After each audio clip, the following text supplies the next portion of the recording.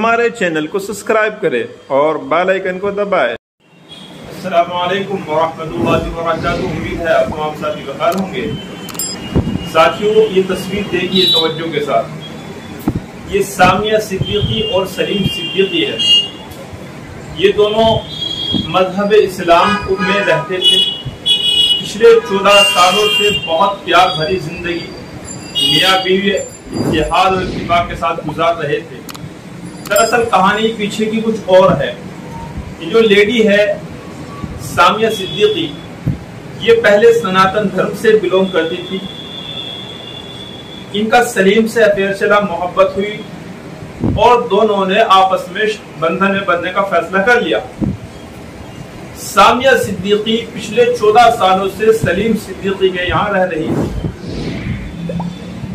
14 साल के बाद ये फिर से सनातन धर्म में चली गई।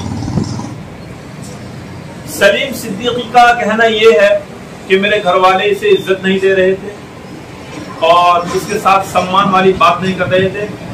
बीफ खाने के लिए इस पे जोर डालते थे। बीफ खाने के लिए जोर डालते थे।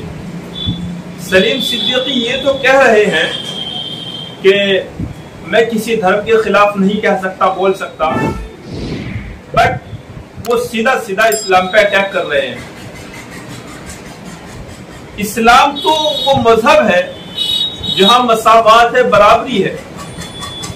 और ये सामिया सिद्दीकी ये कह रही है कि मैं बीफ खाना नहीं चाहती थी, बाकी जो रीति रिवाजें मुझे पसंद नहीं थे। अच्छी बात है, नहीं पसंद हो गई, लेकिन आखिर कौन सी वजह ऐसी थी कि सलीम सिद्दीकी से शादी की।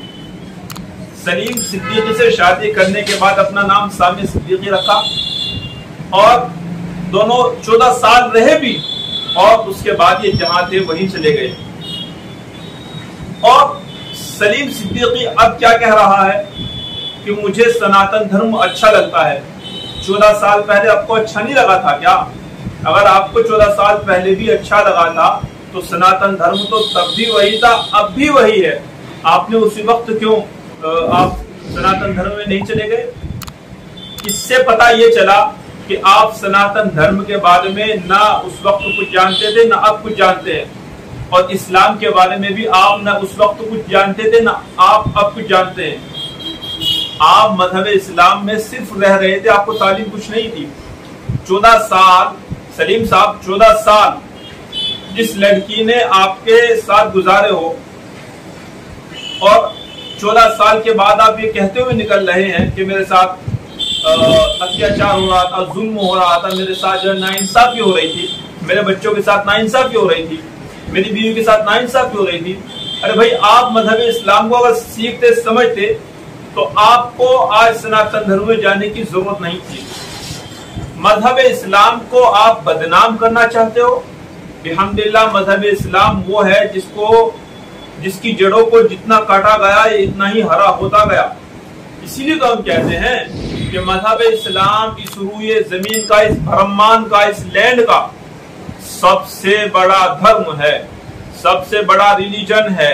और जो इसमें आ जाता है, जो इसको फॉलो कर लेता है, आने का मतलब है फॉलो करना, जो फॉलो कर लेता है उसे इज्जत मिलती है, सुकून मिलता है, उसे अल्लाह दुनिया में भी और आखिरत में भी इज्जत देते हैं। और जिसे इस्लाम धुतकार देता है तो फिर वो जलील ही जलील होता रहता है और उसकी जलील होने की हदें इतनी हो जाती है कि उसके लिए जमीनें छोटी पड़ जाती है। आपको कोई धमकी नहीं दे रहा है, आप खुद इस तरह के आरोप लगा रहे हैं।